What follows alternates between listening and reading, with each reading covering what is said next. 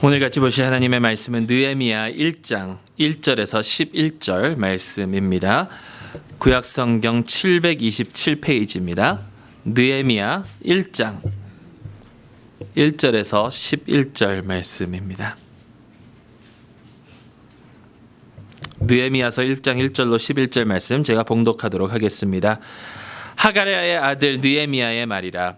아닥사스다 왕 제20년 기슬르월에 내가 수산궁에 있으니 내 형제들 가운데 하나인 하나니가 두어 사람과 함께 유다에서 내게 이르렀기로 내가 그 사로잡힘을 면하고 남아있는 유다와 예루살렘 사람들의 형편을 물은즉 그들이 내게 이르되 사로잡힘을 면하고 남아있는 자들이 그 지방 거기에서 큰 환난을 당하고 능욕을 받으며 예루살렘 성은 허물어지고 성문들은 불탔다 하는지라.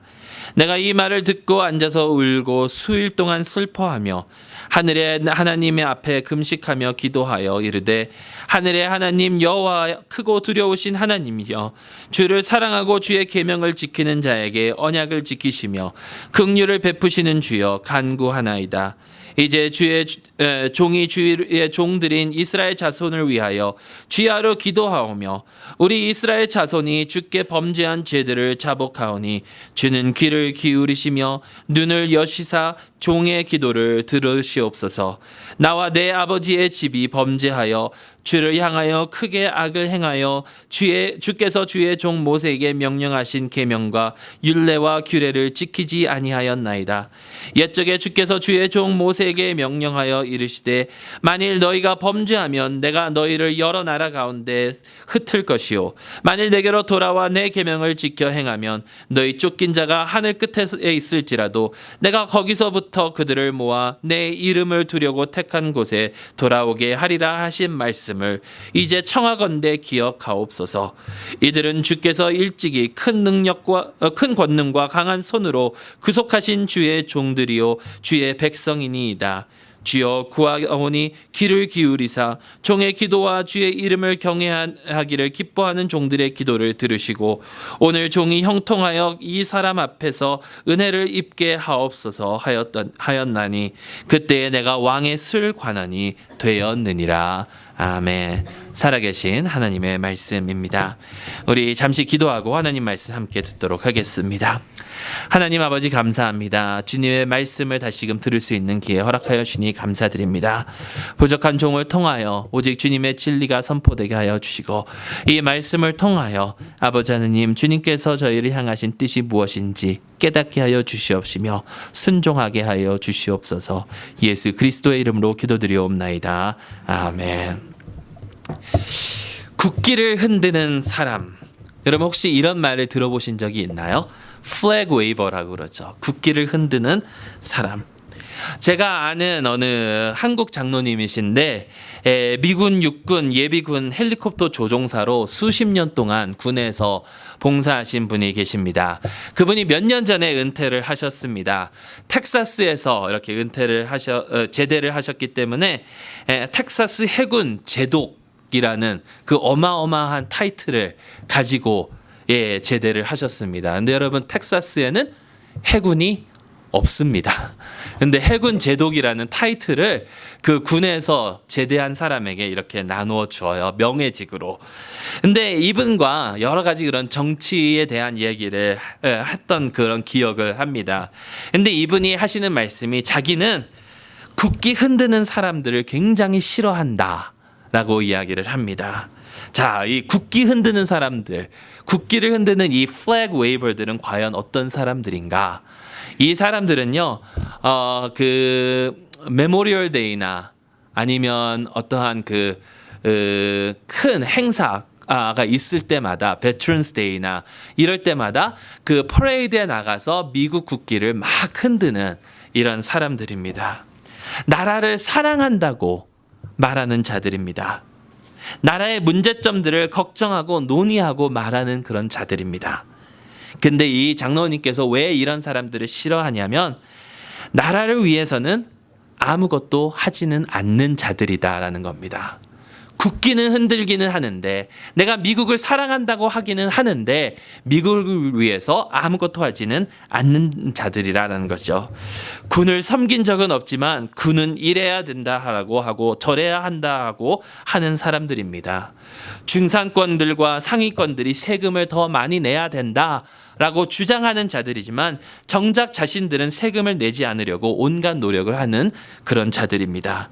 국가에 큰 일이 일어나면 그 사건에 대해서 논의하고 토의하고 하지만 오히려 그 사건을 이용해서 자신들의 부를 늘려가려고 하는 그런 자들이다라는 것이죠.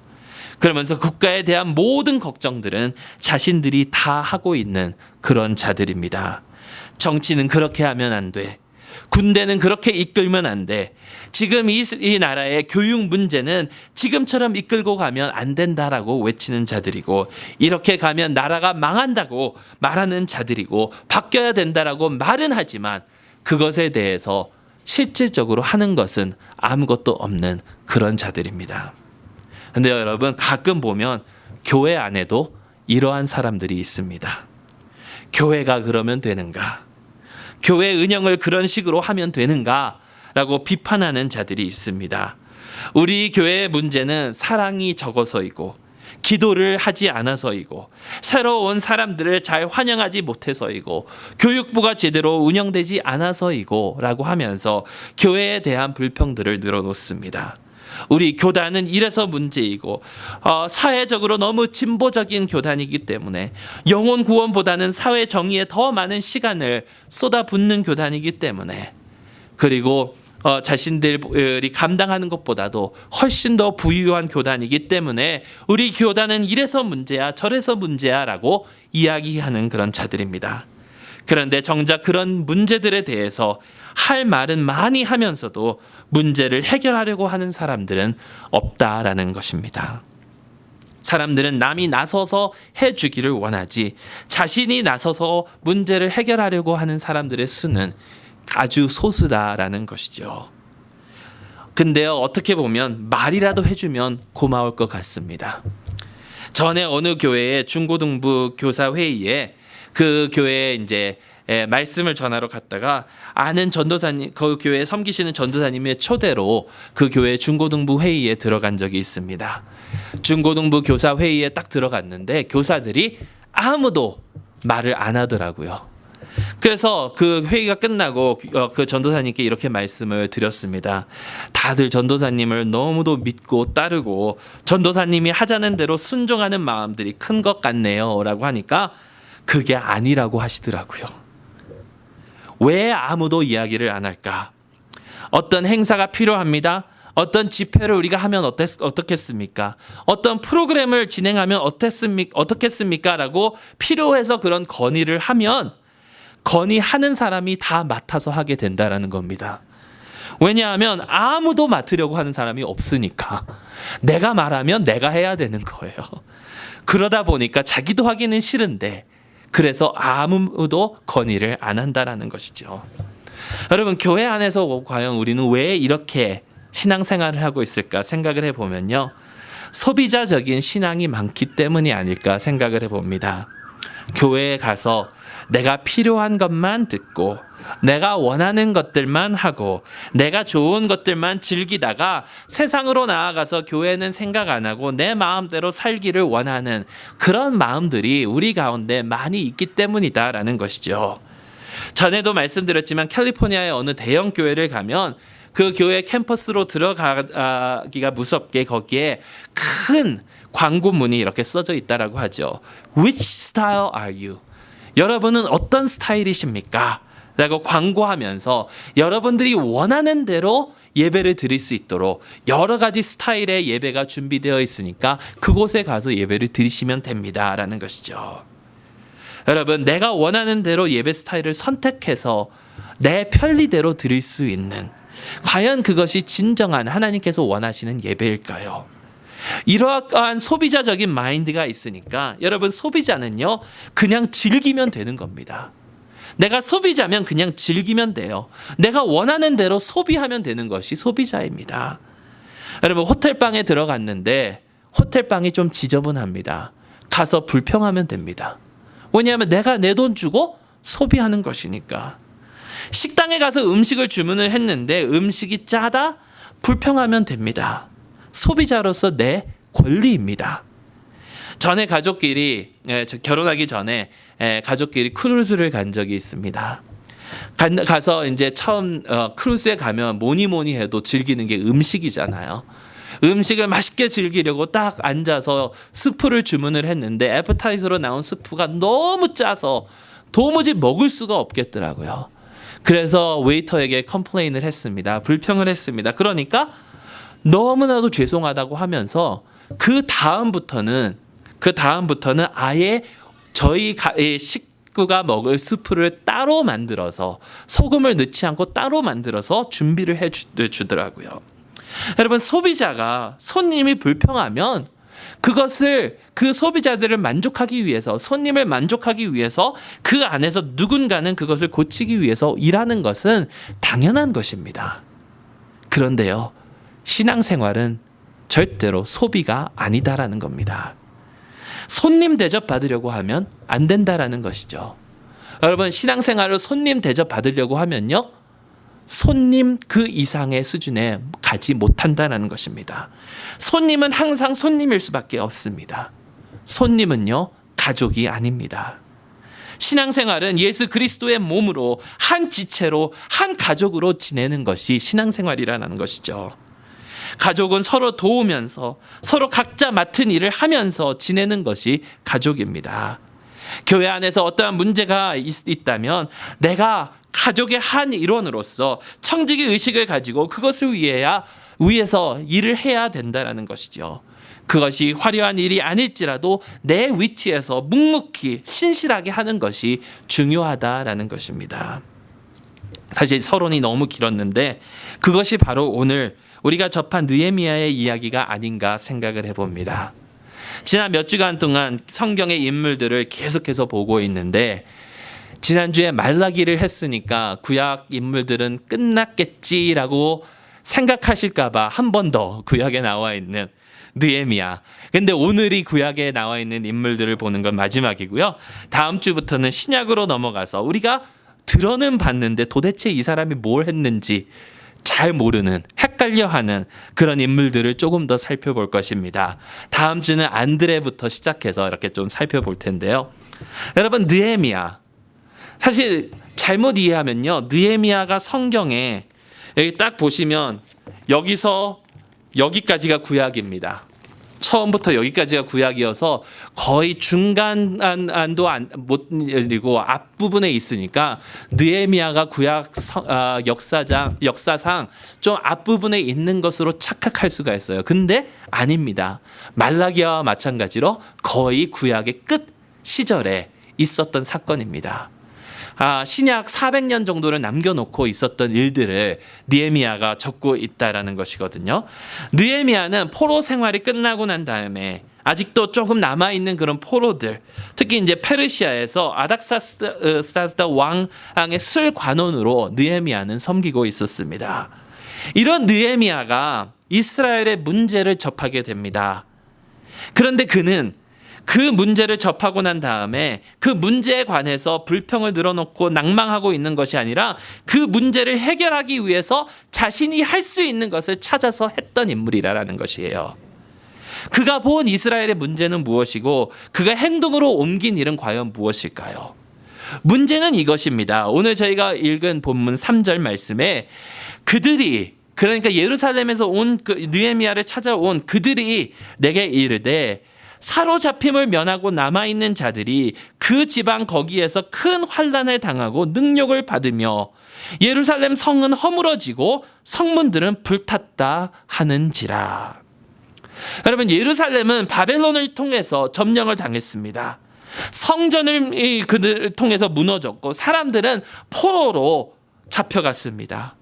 그 이후에 수십 년이 지난 이후에 포로 생활에서 귀환을 하는데 다시 유대 땅으로 돌아오는데 다시 예루살렘으로 돌아오는데 여룹바벨이라는 사람과 1차 귀환이 있었고요. 그 후에 에스라와 2차 귀환이 있었습니다. 그리고 이 여룹바벨과 에스라의 리더십을 통해서 성전을 다시 건축합니다. 그런데 성전은 다시 건축이 되어 있는데 예루살렘의 성벽은 아직도 무너져 있었다라는 것입니다. 여러분, 성벽이 무너져 있었다라는 것은 큰 문제입니다. 왜냐하면 외부의 공격으로부터 스스로를 방어하지 못하기 때문이다라는 것이죠. 요즘에 저희 조카가 한국에서 와서 참 놀라워하는 것 중에 하나가, 여기는 야생동물이 막 다니잖아요. 저희 집 앞에만 해도 다람쥐가 막 다니고 토끼가 수십 마리가 왔다 갔다 하고 그러는데 한국에서는 그런 것을 거의 접하지 못하거든요. 근데 이 400 몇십 년 BC로 한번 가서 상상을 해보세요.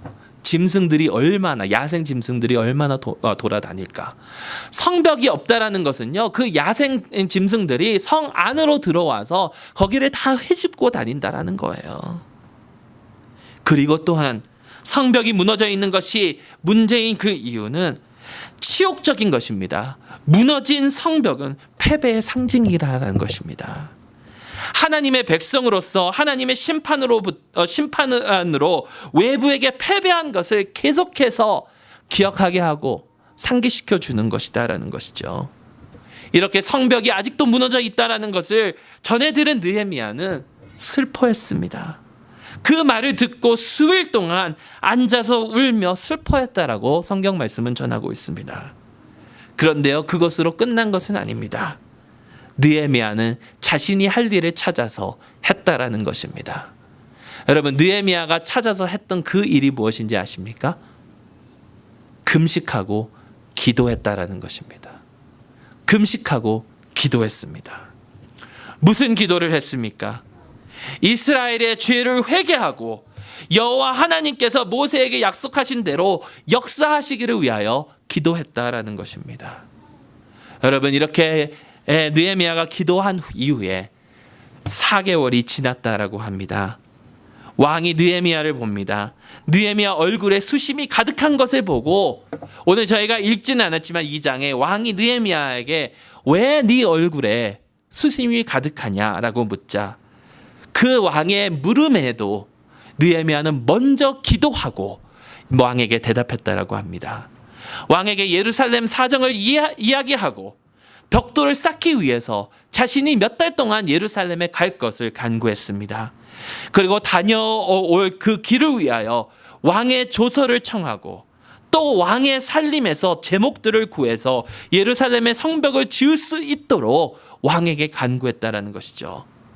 그런데 놀랍게도 왕이 그것을 허락하여 줍니다. 그 왕이 허락하여 주는 것에 대해서 느헤미야는 하나님께서 자신을 도왔다라고 고백을 합니다. 2장 8절 말씀에 내 하나님의 선한 손이 나를 도우심으로 왕이 허락하고, 그래서 느헤미야는 이스라엘로 돌아와서 성벽을 쌓을 수 있었습니다. 물론 모든 일이 쉽게 풀린 것은 아닙니다. 내부에서 외부에서 예루살렘 성벽의 건축을 반대하는 사람들이 있었고 또 그들을 욕하는 자들도 많았습니다. 그럴 때마다 느헤미야는 기도하면서 하나님의 성의 벽을 쌓아 나갔습니다. 그렇게 기도로 어려운 그런 것들을 이기면서 나아갔을 때에 52일 만에 성벽을 완성했다라고 합니다. 6장 15절 16절 말씀에 성벽 역사가 52일 만인 엘룰월 25일에 끝남에 우리의 모든 대적과 주위에 있는 이방 족속들이 이를 듣고 다 두려워하여 크게 낙담하였으니 그들이 우리 하나님께서 이 역사를 이루신 것을 알미니라. 느헤미야가 기도하면서 나아갔을 때에 하나님께서 그들을 도우셔서 하나님께서 성벽을 이루게 하시고 또 그들만 안 것이 아니라 그 주위에 있는 모든 자들이 하나님께서 그 역사를 이루신 것을 알게 되었다라고 하고 있죠. 여러분, 여기서 우리가 얻을 수 있는 교훈은 무엇입니까? 우리가 해야 하는 일들은 무엇입니까? 저는요, 교회에서 마땅히 해야 하는 일, 교회가 무엇보다도 먼저 해야 하는 일은 기도라고 생각합니다. 어떤 일이 일어난다 하더라도 기도로 하나님께 매달릴 때에 하나님께서 역사하실 줄로 믿습니다. 하나님께서는 신실하신 분이시기 때문에 우리가 기도할 때에 그분은 약속하신 것들을 반드시 이루어 주시는 분이십니다. 다니엘은 기도할 때에 하나님께서 70일의 비밀을 그에게 보여주셨고요.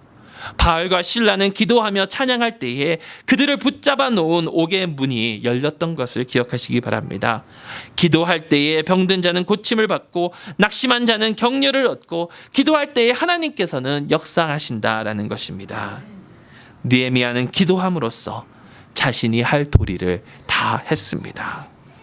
어려운 일이 있을 때에, 교회에 문제가 있을 때에, 교회가 어떤 사업을 이루면서 나아가고자 할 때에 먼저 기도할 수 있기를 간절히 소망합니다.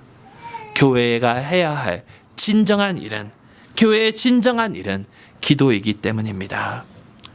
여러분, 왜 우리는 아직도 하나님의 능력을 충분히, 온전히, 완전히 체험하지 못하고 가고 있습니까? 그 이유는 우리가 기도를 하지 않아서가 아닐까 생각해 봅니다. 왜 기도를 안 합니까? 기도를 안 하는 이유는 하나님의 신실하심을 전적으로 믿지 못해서가 아닙니까?